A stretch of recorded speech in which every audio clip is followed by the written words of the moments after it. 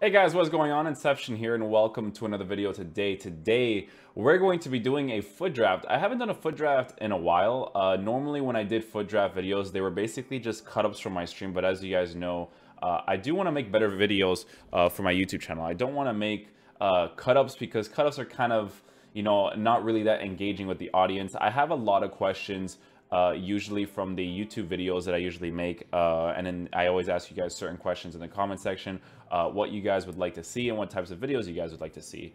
And we're going to be answering a lot of those questions or a lot of those suggestions that people have had recently in terms of what I should be producing for content and what people would like to see. So one of the things that people have been asking for has been a dribbling tutorial.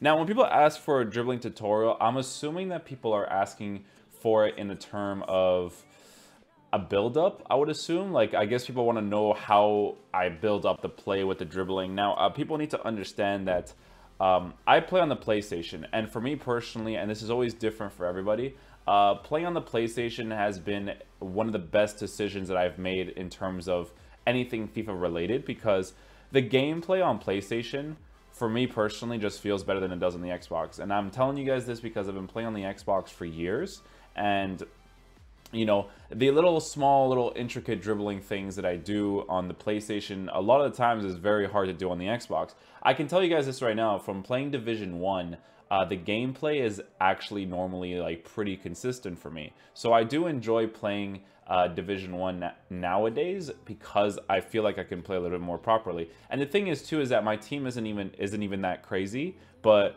I really wish I did start on the PlayStation this year in terms of the Road to Glory aspect and all that, because like I said, the gameplay is just better. When I use players like Ronaldo and Maradona and Messi, I actually have fun using them because, again, the gameplay is just more responsive in the sense for dribbling. You can even tell over here, I'm trying to like decide, do I want Zanetti or do I want Marcelo? But obviously we go with Zanetti because icon links. But I never tried Marcelo, that's why I was kind of like contemplating it. But yeah, that's why I made the switch from Xbox to PlayStation, because of the gameplay. Every time I hop on the Xbox nowadays, I just don't enjoy the gameplay. And you guys know, like, I have a pretty good record on the Xbox. I played a lot of games. My draft record's really good. Seasons record's good. I just don't enjoy the gameplay, right? So I switched to the PlayStation and I've been enjoying it a lot more. Obviously, there's a few gameplay mechanics here and there that can be frustrating, but it's definitely better than what I experienced in the Xbox. So we're going to get into some questions here that some people have asked in terms of video suggestions. So we're going to start off with a question from Mike. He says, can you do a review of a 1.7 to 2 million coin meta team? I was thinking Farman, Boateng, Alaba by Valencia, Vidal, Pogba, Prime, Rui Costa in the middle of a 4-3-2-1. I just don't know what to do up top. If you could do a review of a 1.7 to 2 million meta team, or just give me advice here, it would be greatly appreciated. So you want to rock a middle of Pogba, Prime, Rui Costa, and Vidal.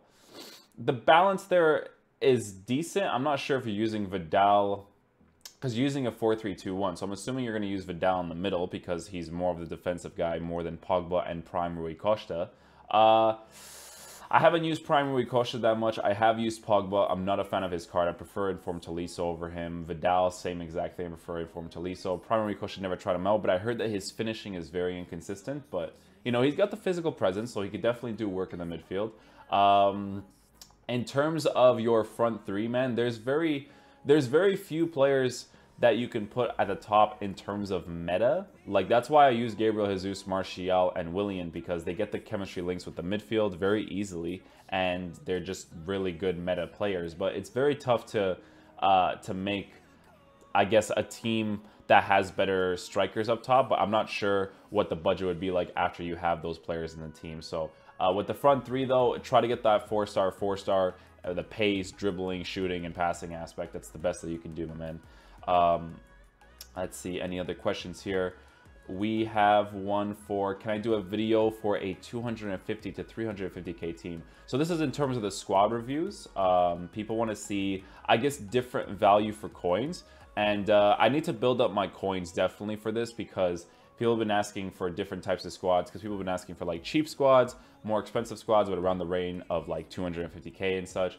The thing is, guys, is that the team review that I did for the squad that I had is a team that I put a lot of thought into in terms of who I should put in the team, in terms of, I guess, trying to have meta in each position with the money that I have. So 650k nowadays in FIFA, if you guys play Foot Champs, as you guys know, isn't really a lot of money. So that's why I made that squad, so I can show people that, like, you know, it's a decent squad for 650, but you're definitely going to be missing a lot of aspects if you're thinking about the competitive aspect. So there's a lot of games that you will win or lose. Depending, again, like, you have to be decent at the game, obviously, but it really depends on your skill level. If you are a decent player and you have a good squad, it's definitely going to help a lot. But if you're, or not decent player, but if you're a good player and you have a good squad, it's going to help. But if you're a decent player with a good squad, it's going to be very similar to when you have a team that's not that crazy. A really good example of this is DHTech's a guy who recently won Barcelona, who was like 16 years old, crazy kid, really good at FIFA. When at home, he uses, I think it was an inform Mane card, and at the competition he was using a Team of the Year Messi, and he was saying how, like, he didn't want to go back home because he loved Messi so much. So when you're a good player and you have a good squad, that's when it helps. But when you're a decent player with a good squad, someone, for instance, with the team that I have, I would still be able to possibly beat someone. But if I'm facing a very good player with a proper team, like with the Patrick Vieira, Laurent Blanc, Hullet as a midfield, I'm going to have a lot of trouble facing someone like that, because they're going to be able to use those players to their full potential. And again, it's going to be very tough to face off against them. You know, these are the types of players you come up against that are like the top 100 dudes, or just the really, really good players. Sometimes they still manage a victory, but it's a lot harder to face people when they have really good squads. So that's what I would say to that. But in terms of the squad review for the 250k or 300k aspect, I could definitely look into it. I would have to sell my team because I don't have a lot of coins right now, but people really enjoyed the squad review and the certain aspects that I talk about. So I'll definitely look into making more videos like that for sure, man. Is 4-3-2-1 the in-game formation? No, so normally with the 4-3-2-1, 4-3-2-1 is a very attacking-oriented formation. So if you're looking for a goal, that formation is perfect to, you know, you put the center mid to stay back while attacking, you leave the center mids unbalanced, you put the fullbacks on always overlap, and then the front three you would stay central, at least on two of them. One of them can move out wide if he really wants to, just so you can create that space. But that formation's really good if you're really trying to attack. I actually prefer that more sometimes over the three at the back formations, because the three at the back formations, the attacking is very spaced out a very odd way. So it's always situational whether I want to use one formation or the other in terms of trying to get that goal back. But no, 4-3-2-1 is a formation I use to start off the game most of the times, just to get the chemistry, because, you know, the triple links on the left back, center mid, center back, and right back, center mid, center back. It's very easy to get links with that formation. It's that formation. I think it's the 4-1-4-1 or the 4-5-1, the one that has the left mid, right mid, center mid, or cam, and then the CDM. So that one's pretty good at linking up players as well. But yeah, most of the time I use the 4-3-2-1 because it's a good formation to have before the formation actually switches in game. So I do usually use the 4-1-2-2 or the 4-2-3-1 bracket 2 in game. Tolisso or Vidal. I mentioned again, Tolisso is a better player. The inform one in particular. I didn't like Vidal, guys. I don't know. He wasn't doing it for me. It was him. It was Goretzka. Goretzka's, again, the full meta. It's not that Goretzka wasn't working for me. It's just that, you know, Goretzka is a player that's worth 300 and something K. And I didn't really find the value in keeping a player who was my center mid for 300 and something K when I can just go get informed Tolisso and a team of the group stage Firmino in my team and, you know, create more of a balance, because, you know, Mkhitaryan was really starting to bother me. So I had to get Firmino for at least the physical presence and the finishing aspect, right? So I definitely had to get that. Boateng is so tanked that he sticks to the ground and won't react in most situations. He turns like a bus. Yeah, I think a lot of people have noticed that. So the thing with Boateng, right, is the whole triple link concept again, right? Like, we can use the Farman, Boateng, and Alaba. But the problem with Boateng, I definitely noticed that as well, is the whole entire aspect of he's very stiff on the turns, and that's very noticeable. You know, Eric Bailly, amazing. I have zero problems with that card. He can honestly be an icon card, and he would be good in my opinion. But, you know, someone like Boateng, I do notice the turns. You know, sometimes he feels like a bus in terms of turns, so I do notice that at times as well. We'll see what else we got here. Have you tried OTW Ederson? He is very OP. I don't use any goalkeeper that isn't Farman or De Gea most of the times because of the fact of that leg save trait. If you guys don't know, if you guys go on, I think the website is called So FIFA, there's actually that hidden trait that I've showed in one of the YouTube videos of the best goalies in FIFA. And in that video, I talk about how if you guys go on this website, you can see that there's actually a leg save trait that players like De Gea and like Farman have in order for them to always consistently make the leg save. Are they the only ones that do the leg saves? No. Sometimes Courtois will do it, sometimes Manuel Neuer will do it, but it's very situational, right? They don't do it consistently. You want it to happen consistently, right? Because it's so effective. Most of the times when people try to finish against you, it's usually driven shots. So when people do driven shots against you, the thing that the goalie is going to be doing most of the time is going to be the leg save trait. So it just tells you that they do it more consistently. But, you know, players like Neuer, Courtois, Horn, or, you know, Lloris, they'll do it from time to time, right? But they just won't do it consistently. So that's the difference between the goalkeepers and why normally I wouldn't use an Ederson. But for a squad review, I wouldn't mind doing it, because if it was something that I noticed that, you know, I didn't like that Ederson didn't make most saves, that's something that I could definitely point out in the team. What custom tags for the center mids? I think you mean instructions. In terms of instructions, the center mids on that video was for the 4-1-2-1-2. The center mids, I always switch, man. I always switch depending on the person that I'm facing. Like, if I notice that I want my players to stay back and stay on the edge of the box, then I'll do that. If I want them to be balanced because I want more of an attacking presence, then, you know, I'll leave them unbalanced. The center defensive mid is always stay back while attacking. I never change that, because the most important thing for the CDM to do is to always stay back while attacking. So I never want to change that, but yeah. Says every player on the team needs good finishing, yet still uses Bakayoko, who has 49 shooting.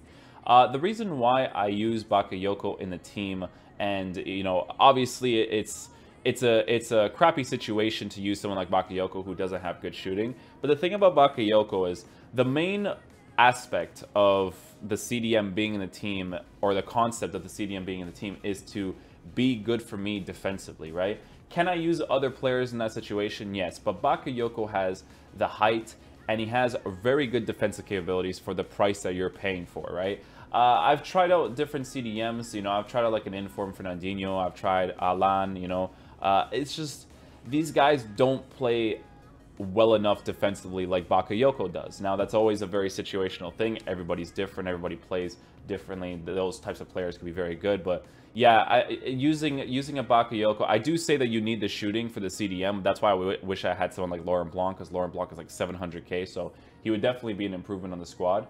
But yeah, you know, Bakayoko not having the shooting is what it is. In the competitive aspect, that's definitely something you don't want, because then, you know, there's gonna be a lot of situations where you would have been able to take the shot, but because it's Bakayoko, he's not going to do it for me. So yeah, it's understandable, but obviously, yes, you do need the shooting in every position, but you have to do the best that you can under the circumstances that you're in. Let's see what else we got here. Really enjoyed the video. Definitely want more and more. And about the Inform Tolisso. Yo, thank you, man. I appreciate that. Let's see what else we got here. L1 dribbling, do I use it? No, I actually don't use L1 dribbling at all. L1 dribbling, if you guys don't know L1 or LB on the Xbox, it's basically a command that people use to do more close control dribbling. I don't use it. I think I would have at some point on the Xbox if I stayed on that console, because of how awful the game feels most of the time for me. But on the PlayStation, the dribbling is pretty responsive most of the times. The only times it's very inconsistent is in Futdraft during the daytime. It's so weird how gameplay works in FIFA. It's very inconsistent across all platforms, all game modes. But most of the times when I play draft during the daytime, it's really bad. Sometimes when you guys watch my stream, that's why you guys will normally not see me play draft during the daytime, because usually it's pretty bad, but then at nighttime it turns out to be decent at times. So that's when I usually make a Futdraft video, because I sometimes tried to play during the daytime and I literally couldn't move my players, and I was just getting too many losses and it was frustrating me too much. So I was just going to go and play Division 1, because in divisions, whether I play in the daytime or nighttime, it feels pretty decent. It feels very playable. So, but Futdraft is very inconsistent. So in the aspect of the L1 dribbling, I don't use it, but I think at some point on the Xbox, I definitely would have for sure. Let's see what else we got here. Again, where's Informed Goretzka? Sold him because he wasn't worth the price. He just didn't really do it for me. Cheap 50K team, please. Can definitely look into doing that for sure. I know that people want to see the cheaper squads because those are the ones that would definitely be more helpful for people in terms of squads that, you know, would be more affordable. So I can definitely understand that. But it's all very situational. All very situational. I know a lot of people have been saying the whole like compliment and correlate and the word that I keep using. People get really triggered when I use the word a lot. So obviously I want to try to stop using the word because it's really seeping into the minds of the community. So I'll definitely stop using the correlate or, you know, contemplate or whatever. Yeah, we'll stop doing that. Very interesting. Thanks. So essentially the player's work rates and the player instructions will contradict the custom tactics. Yes, 100%. That's why sometimes you'll see your players out of positions in positions that you don't want to see them in. So yeah, just played against you in Division 1. GG. GG, my brother. GG. So many mistakes in the video. Crossing was all wrong, by the way. Oh, okay. Okay. Let me see what else we got here. Another awesome video was with videos like these. You become my favorite YouTuber. Good job. Thank you, man. I do appreciate that. Loving these in-depth videos. Lately, inceptionxx with the consistency. Thank you, man. Oh, by the ways, guys, as I'm showing you guys the rewards, I do want to say a big thank you to you guys in terms of the support that you guys have been showing on the YouTube channel recently. It's been doing incredibly well recently, and I do really appreciate it. YouTube has definitely been this like newfound I guess joy that I've found where like every time I post a video, I'm always looking forward to seeing how it did on the YouTube channel, obviously coming back, reading the comments and stuff. And again, guys, the YouTube channel has been, in my opinion, in I guess in my position, booming in some sort. We've been getting 100+ subscribers every day, and it's honestly been a blessing for me, and I've really been enjoying it. YouTube is a fun place, man. I've been enjoying the concept of, again, making the video and seeing how it does afterwards. And again, it's been doing really well recently. So I do appreciate it, guys. I will continue to push out content for you guys, but I gotta figure out some stuff to do. Drafts have been, it has to be the easiest thing to do, I would say, because I would just get the videos or the highlights from my stream, and then I would just make it into a commentary for you guys to be able to watch. But that's going to conclude the draft video today, guys. You know, obviously we did get the best rewards. We get the 2 gold packs and the 2 jumbo gold packs. I'm not really sure what they are. It's those 4 gold packs. When they give it to you, you know your soul is basically crushed. I think for the entirety of the year, in terms of players that I've gotten that have been good from the draft, I think I've gotten maybe 2 players in like both the Xbox and the PlayStation whenever I got those 4 gold packs. And I think in one of them I actually got a really big pull, but then in the other ones they were kind of like mediocre pulls. So yeah, you know, the packs aren't really that crazy in draft, but you play it for the experience, man. I'm gonna tell you guys this right now, because the video revolves around the Messi and Maradona.